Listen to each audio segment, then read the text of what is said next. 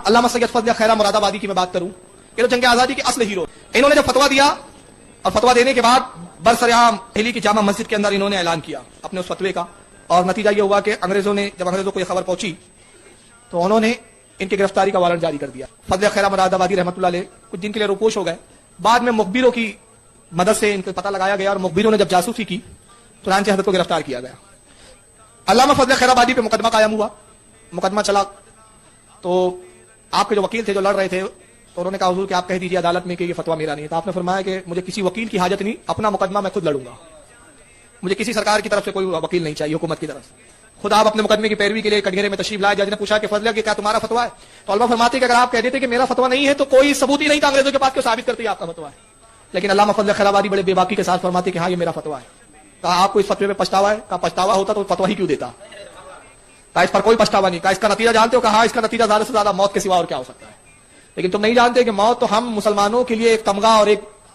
انعام ہے، یہی وہ موت ہے کہ جب ہمیں یہ انعام کے طور پہ ملتی ہے تو ہماری ملاقات رسول اللہ سے ہو جاتی ہے،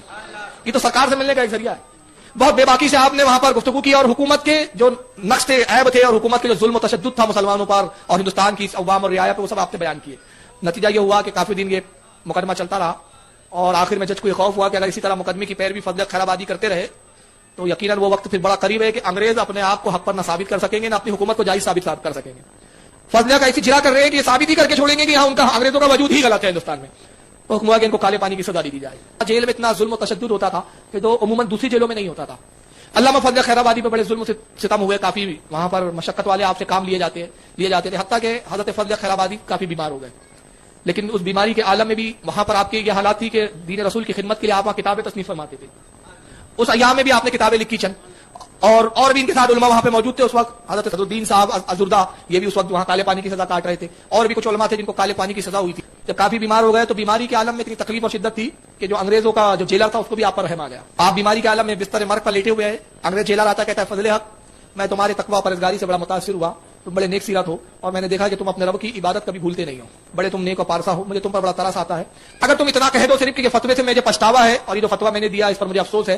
تو پھر میں تمہیں بچا سکتا ہوں، میں تمہاری سفارش کر کے بھیجوں گا، ہو سکتا ہے کہ حکومت کو تم پر رحم آئے اور تم کو آزادی دے دی جائے۔ جب اس نے بات کی تو علامہ فضل خیرہ آبادی رحمۃ اللہ علیہ اسی بستر سے بڑے جوش کے ساتھ اٹھتے اور فرماتے ہیں کہ خبردار مجھے اس کی ضرورت ہی نہیں، نہ اس پہ مجھے پچھتاوا ہے، اگر 1000 بار بھی مجھ سے پوچھا جائے کہ فضل کیا وہ فتویٰ تو نے دیا تو میں ہر بار یہی کہوں گا کہ ہاں فتویٰ میں نہیں دیا ہے، اور وہ فتویٰ حق ہے، اس کی سطر حق ہے، ایک لائن اس کی حق ہے، میں نے بڑے سوچ سمجھ کے فتویٰ دیا ہے، واقعی انگریزوں کا وجود جو ہے ہندوستان میں ناپاک وجود ہے، اس کو صاف کرنا ہم پر فرض و واجب ہے۔ نتیجہ یہ ہوا کہ اسی بیماری کے عالم میں انڈوبار نکوبار میں آپ کا وصال ہوا، اور وہیں پر حضرت کی مزار ہے آج۔